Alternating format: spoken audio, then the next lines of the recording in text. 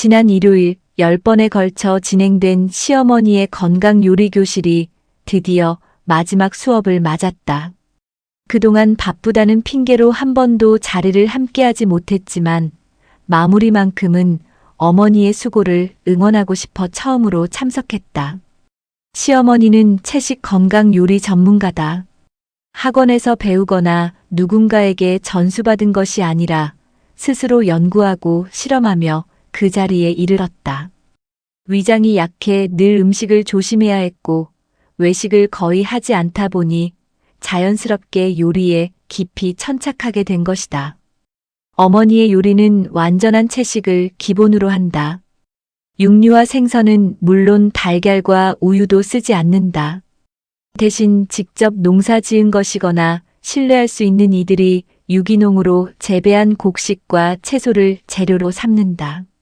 화학 조미료도 일절 사용하지 않으며 들깨가루, 깨소금, 해바라기씨 가루 같은 견과류 분말과 소금, 직접 끓여 병에 밀봉한 토마토 소스, 레몬, 고춧가루, 간장 등 단순한 양념만으로 다채롭고 깊은 맛을 낸다. 오랜 경험과 재료에 대한 이해, 그리고 음식이 건강에 얼마나 중요한지 잘 알기에 가능한 정성이다. 집 가까이 산이 있어 어머니는 운동 삼아 오가며 사람들과 교류했고 건강 요리에 관심 있는 이들의 요청으로 자연스럽게 요리 교실을 열게 되었다. 일상적인 식탁 요리는 물론 집안의 저장 음식 비법까지 아낌없이 나눴다. 지난 여름에는 강원도 양구산 유기농 토마토로 캐닝하는 법을 가르쳤고 가을에는 포도즙 만드는 법을 전수했으며 도토리를 활용한 떡과 빵, 국수 등 다양한 요리도 소개했다. 솔직히 말하면 처음에는 이 모든 것이 탐탁지 않았다. 요리 교실이 열리는 날이면 집안이 어수선해지고 덩달아 해야 할 일도 늘었기 때문이다. 도토리 요리 하나만 해도 현미를 불리고 도토리를 갈아 물기를 빼고 방앗간까지 다녀와야 했다. 도토리 칼국수는 더했다. 갈아낸 도토리 물에 밀가루를 반죽해 홍두깨로 밀어 면을 만드는 작업을 어머니는 사람들이 오기 전에 혼자 다 해두었다.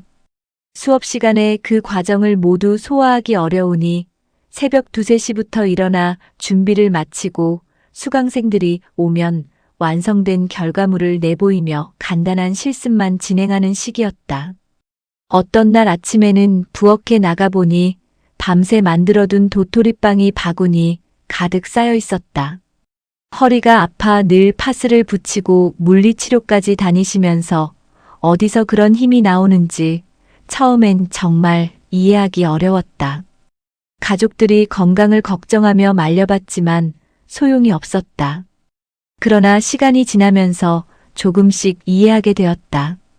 어머니는 이 일을 사명으로 여기고 있었다. 주변에서 병으로 쓰러지는 이들을 지켜보고 요양원에서 봉사하며 건강한 식사가 치유에 실질적인 힘이 된다는 것을 몸소 경험한 뒤 자신이 누리는 것을 나눠야 한다는 마음이 생긴 것이다. 그 사명감은 피로와 체력의 한계를 넘게 하는 원동력이었다. 마지막 수업 날 소식을 들은 한 분이 찾아와 현장을 촬영했다. 수강생들은 올바른 식생활의 이유와 방법을 가르쳐준 어머니께 진심으로 감사를 전했다. 그 모습을 바라보며 그동안 마음속으로 툴툴댔던 스스로를 반성했다. 앞으로는 어머니의 그 이타적인 삶의 방식을 진심으로 응원하고 싶다. 두 번째 사연. 어느 토요일 퇴근 후 집에 돌아왔을 때 현관문 보조 열쇠 구멍에 열쇠가 꽂혀 있었다. 열쇠 머리 부분에는 검정 테이프가 덕지덕지 붙어 있었고 열쇠 아래에는 구겨진 종이에 삐뚤빼뚤한 글씨로 쓴 메모가 테이프로 붙어 있었다. 메모의 내용은 단 한 줄 들어가지 마시오였다. 당시 6살이던 아들의 돌발 행동이었다. 한글을 완전히 익히지 못한 터라 맞춤법은 소리나는 대로 자유롭게 적혀 있었다. 맞벌이 부부였던 터라 유치원이 문을 닫는 토요일 오전에는 아이를 봐줄 사람이 없었다. 그래서 금요일 밤에는 새벽까지 아이와 놀아준 뒤 재웠는데 그날따라 일찍 잠에서 깨고 만 것이다. 밖에 나가 놀고 싶었던 아이는 보조 열쇠를 찾아내 까치발을 하고 열쇠 구멍에 억지로 밀어 넣었지만 키가 작아 열쇠를 돌리지도 다시 빼지도 못하는 상황이 되어버렸다. 그러자 열쇠 머리를 감추려고 까치발로 테이프를 붙이고 거기에 더해 들어가지 마시오라는 안내문까지 써붙인 채 밖으로 나가버린 것이었다. 빨리 나가고 싶은 마음에 나름대로 머리를 굴린 셈이지만 도둑 입장에서는 이보다 더 반가운 문장이 없었을 것이다. 다행히 그날 아무 일도 없었지만 생각할수록 아찔한 기억으로 남아있다. 초등학교 2학년 때는 거짓말이 잦았다. 당시 만화 캐릭터가 그려진 카드가 크게 유행하던 시절이라 아이는 그 카드에 온 마음을 쏟았다. 빈 신발 상자에 카드를 모아두고 관계자 외 절대 열지 마시오라고 써붙였으며 용돈을 받으면 어김없이 카드를 사는데 써버려 주의를 여러 번 받았다. 그러다 결국 사고를 쳤다. 아침에 받은 용돈으로 카드를 샀으면서 찐빵을 사 먹었다고 둘러댄 것이다. 아이의 거짓말을 알게 된 날 단단히 버릇을 고쳐야겠다는 생각에 특단의 조치를 내렸다. 각서를 써서 가까운 파출소 경찰관에게 사인을 받아오면 집에 들여보내겠다고 한 것이다. 처음에는 당황하며 너무하지 않느냐고 따졌지만 추운 밤 밖에 서 있는 것보다는 낫다고 판단했는지 결국 그러겠다고 했다. 아이가 직접 쓴 각서의 내용은 이러했다.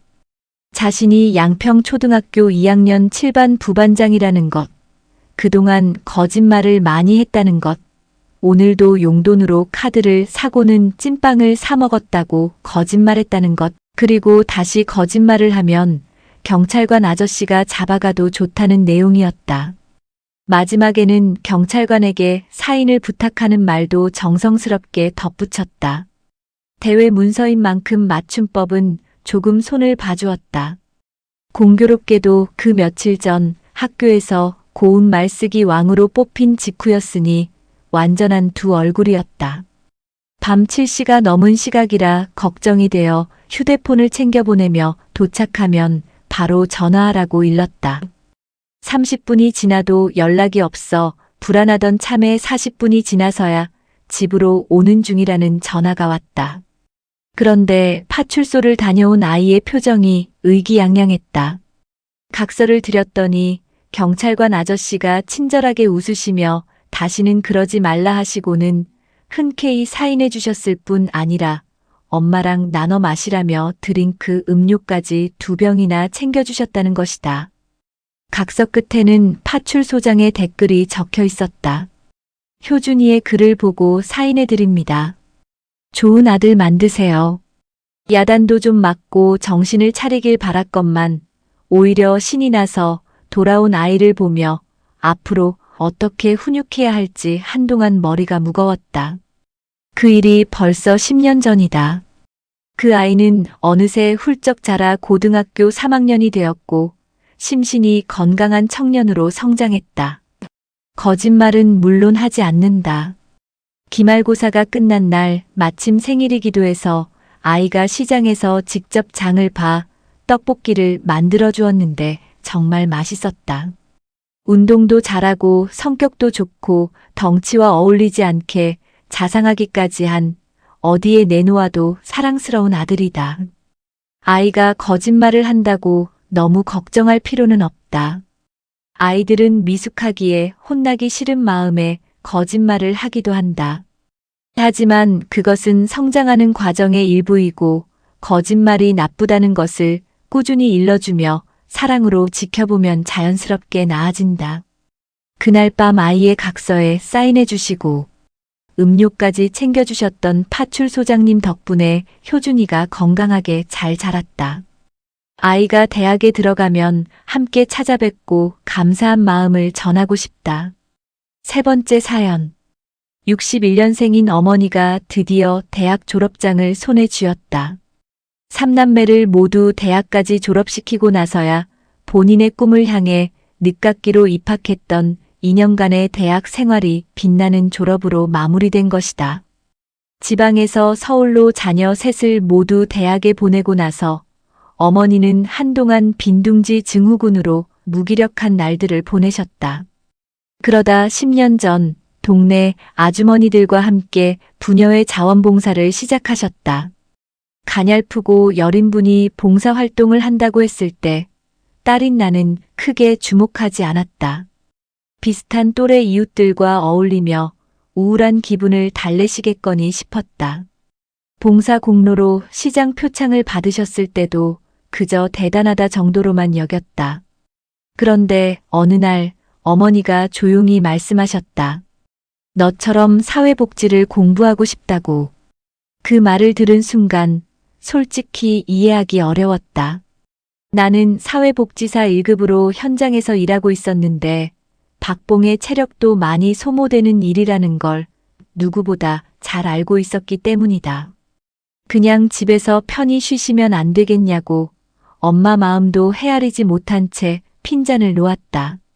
지금 생각하면 부끄러운 반응이었다. 어머니는 공무원이셨던 외할아버지 아래서 귀한 고명딸로 자라 22의 아버지를 만나 결혼하신 후 3남매를 키우는데 젊은 시절을 고스란히 바치셨다. 아버지가 늘 코스모스 같은 여자라고 표현하시는 분이다. 그런 어머니가 뒤늦게 낯선 공부에 뛰어드신다는 게 당시에는 현실적으로 무리라고만 느껴졌다. 하지만 막상 대학 생활을 시작하신 어머니는 딸이 상상했던 것과는 전혀 달랐다. 나이 때문에 수업 듣는 젊은이들에게 민폐를 끼치기 싫다며 항상 맨 앞자리에 앉으셨다. 영어와 컴퓨터가 제일 어렵다며 엑셀 잘하는 방법을 딸에게 물어보셨고 어린아이처럼 매일 밤 다음 날 등교를 위해 책가방을 챙기셨다. 방학이 너무 길어 심심하다며 어서 개강해서 학교에 가고 싶다고 하시던 모습은 낯설면서도 뭉클했다. 처음에 타박했던 내가 오히려 부끄러워지는 순간들이었다. 사회복지행정학을 전공하신 어머니는 현장 실습도 성실히 나가시고 봉사활동도 쉬지 않고 이어가셨다. 그런 어머니의 모습에 자극을 받아 나 역시 자원봉사 단체에서 간사로 일을 시작하게 되었다. 어머니가 내게 영향을 준 셈이다. 졸업식 당일은 평일이라 근무 때문에 함께하지 못했다. 어머니는 괜찮다고 하셨다. 동기들과 교수님들과 마지막으로 밥을 먹기로 했다며 아쉬운 마음을 담담하게 표현하셨다. 그 말이 오히려 마음에 걸렸는지 남자친구가 몰래 졸업식장으로 꽃을 배달했다. 카드에 장모님이라고 써야 할지 어머님이라고 써야 할지 고민했다는 그 마음씨가 고마웠다. 어머니도 문자로 감사 인사를 전하셨다고 한다. 이제 우리 모녀는 같은 사회복지사다. 늦은 나이에도 배움을 향한 열정을 잃지 않으셨던 어머니의 모습을 가슴에 새기고 나도 현장에서 더 열심히 일하겠다고 다짐해본다. 빛나는 졸업장을 받으신 엄마 진심으로 축하드린다. 4번째 사연. 아버지는 평생 가정보다 바깥을 더 좋아하셨다. 친구들과 어울리기를 즐기셨고 함께 사업을 벌이다 실패를 겪기도 하셨다. 내가 초등학교에 다닐 무렵부터는 적성에 맞는 일을 찾으시면서 차츰 돈을 벌기 시작하셨지만 그 돈이 온전히 가정으로 돌아온 적은 드물었다. 친척이 어렵다 하면 선뜻 돈을 빌려주셨다가 돌려받지 못하는 일이 한두 번이 아니었고 잘못된 보증을 서는 바람에 온 가족이 월세방으로 이사를 가야 했던 적도 있었다. 그때마다 어머니의 한숨과 원망은 깊었다. 큰돈을 벌어도 아이들 옷 한 번 제대로 사입히지 못하고 남의 주머니로 들어가 버린다며 제발 정신 좀 차리라고 하소연하셨다. 하지만 정이 많은 아버지는 가족보다 남의 딱한 처지가 먼저 눈에 들어오는 분이셨다. 그 덕에 우리 남매는 스스로 돈을 벌어 대학을 다녔고 결혼 준비도 스스로 해야 했다. 어릴 때는 아버지가 야속하게 느껴진 적도 있었다. 조금만 우리 가족을 먼저 생각해 주셨으면 하는 마음도 있었다. 하지만 시간이 흐르고 나이가 들면서 생각이 달라졌다. 이른이 훌쩍 넘은 나이에도 여전히 좋아하는 일을 하고 계신 아버지가 이제는 그저 자랑스럽다. 넉넉한 벌이는 아니지만 그것이 문제가 아니었다. 쉬시라고 말씀드리면 아버지는 웃으며 손사래를 치셨다. 아침 먹고 나갈 곳이 있다는 게 얼마나 좋은지 모른다고 집에만 있으면 엄마랑 싸우는 것밖에 더 하겠냐며 껄껄 웃으셨다. 그 웃음이 진심으로 행복해 보였다. 아버지가 일하시는 가게가 있는 곳은 재개발로 상권이 거의 빠져나간 자리다. 미처 이전하지 못한 몇몇 상인들만 남아 서로 의지하며 장사를 이어가고 있는 곳이라 손님이 많지 않다. 그럼에도 아버지는 포기하지 않고 꾸준히 자리를 지키고 계신다. 그러던 어느 날 아버지에게서 전화가 왔다. 전에 안 쓰는 노트북이 있다고 했는데 좀 보내줄 수 있겠냐는 것이었다. 이유를 여쭤보니 요즘은 장사를 하려면 컴퓨터가 있어야 한다며 누가 프로그램을 깔아주겠다고 했는데 재고 관리를 컴퓨터로 해야 한다고 하더라는 것이었다. 그 전까지는 어떻게 하셨냐고 물었더니 40년 감으로 해왔다고 하셨다. 그런데 이제는 그게 검증이 안 된다고 하니 장사가 안 되더라도 한번 해보려 한다고 하셨다. 4년 후면 여든이 되시는 아버지가 새로운 방식으로 손님과 소통하려고 노력하신다는 사실이 새삼 대단하게 느껴졌다. 나이 탓을 하며 대충 넘어가셔도 이상하지 않을 텐데 그러지 않으셨다. 노트북을 보내드렸고 아버지는 프로그램을 설치하려 하셨지만 잘 되지 않으셨는지 매일 전화로 이것저것 물어보셨다. 나도 남편도 최대한 설명을 드렸지만 가까이서 직접 도와드리지 못하는 것이 못내 마음에 걸렸다. 그러다 몇 시간 후 다시 전화가 왔다. 노트북을 새로 샀다는 것이었다. 비쌌을 텐데 얼마나 쓰시겠냐고 여쭤보았더니 돈이 문제가 아니라 새 것으로 바꾸고 나니 프로그램이 잘 된다며 이제 걱정하지 말라고 하셨다. 결국 아버지는 100만 원이 넘는 노트북을 사셨고 그 쓰임은 오직 그 프로그램 하나뿐이었다. 그런데도 아버지의 목소리는 최신 기계를 장만한 것처럼 들떠 있었다. 열심히 일하시는 것도 그 일이 즐거우신 것도 모두 감사한 일이다. 그 목소리를 듣고 나니 나도 덩달아 마음이 따뜻해졌다.